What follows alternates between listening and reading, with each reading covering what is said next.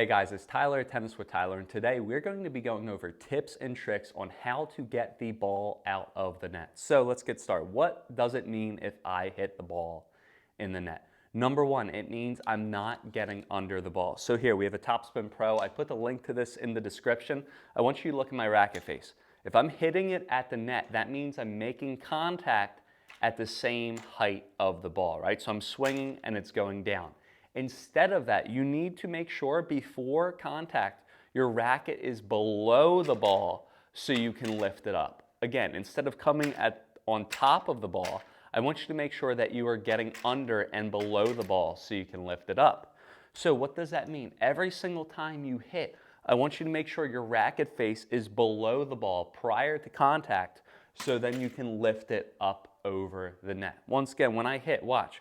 I'm going to, if you ever heard a pro or your coach tell you to drop the racket, why do they tell you to drop the rackets? Look, if I drop the racket, that means my racket is below the ball, so then I can lift it up in the air. Again, too many players, what they do is they just take their racket straight back and they hit. And it either goes super low over the net and they still make it, or it goes in the net, right?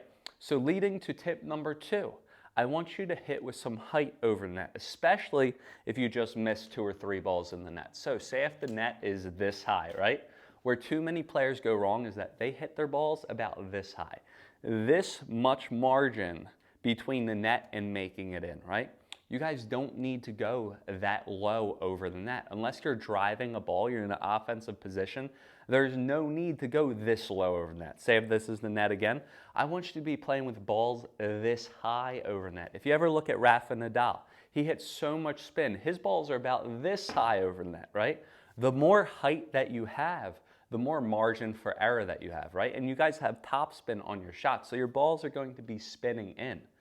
So give yourself some more margin for error. Stop trying to go so low over the net and add some height, and you simply won't get your ball in the net. So, of course, when you're back at the baseline, you want to be playing with height. When you're moving up closer in an offensive position, then you can go over the net. But don't try to drive a ball super back beyond the baseline, super low over the net. It's just not going to work. Or, again, it's going to be low percentage.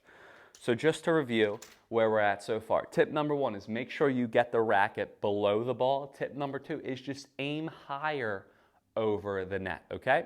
Now, tip number three, I want you to really think about your swing path. When you guys are swinging, I want you guys to think that you're swinging low to high, right? If you guys think of a clock, 12 o'clock up here, 6 o'clock down here, you want to make sure that you're swinging from 6 to 12 every single time. Where too many players go wrong, and this goes back to the first tip that we went over, players are swinging on top of the ball, right? They're swinging about from 3 to 9. They're swinging horizontally instead of swinging vertically. So if you ever have trouble getting that ball out of the net, look at your swing. Are you swinging low to high every single time? Are you swinging up on the ball, or are you swinging sideways, right? You always want to make sure that you're swinging up. You never want to be swinging to the side. You're just going to have a lower percentage shot. And that leads to my next tip, right? If you ever constantly hit the ball in the net, I want you to exaggerate your follow through. Watch, I'm going to do some forehands, some two-handed backhands, and some one-handed backhands, and watch. So if my normal stroke is like this, right? So this is just my normal swing, right? If I'm hitting the balls in the net, if I want to keep my ball out of the net, watch what I'm going to do with my follow through. I'm going to finish up higher. I'm going to raise my elbows every single time. You guys see that? I'm raising my arms and elbows to exaggerate me swinging up every single time, right? So if I ever hit a couple balls in the net, the next shot that I'm going to hit, I'm just going to hold my finish and hopefully not go so high that I hit the ceiling. I've been hitting the ceiling in every single one of my videos so far. So let's do two-handed backhand. So watch. When I hit, I'm raising my elbows, right? I'm lifting. I'm exaggerating the follow through. And the same thing for the one-hander. So when I finish, I'm exaggerating my follow through every single time, right? I'm lifting the ball up in the air. So if you guys can exaggerate that finish, you will keep that ball out in net. So just to review, guys, number one, you need to make sure that you are not coming on top of the ball. Your racket face is always below the ball prior to contact. Number two, I want you to make an actual effort to keep the ball high over the net.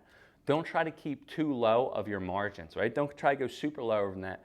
You will be able to get less balls in the net. And last but not least, make sure you exaggerate your finish. You're swinging from low to high. You're not swinging around, and you're exaggerating your follow through. If it's for your forehand, you're going to raise your elbows. If it's for your two-hander, same thing, elbows up. And if it's for your one-hander, you're going to hold your racket up. If you guys can implement these tips into your game, you will be able to get less balls out of the net. Guys, when friends ask you, how are you winning so many more matches and points, tell them it's because you follow Tennis with Tyler. Have a good one, guys. Keep those balls out of the net, and happy hitting.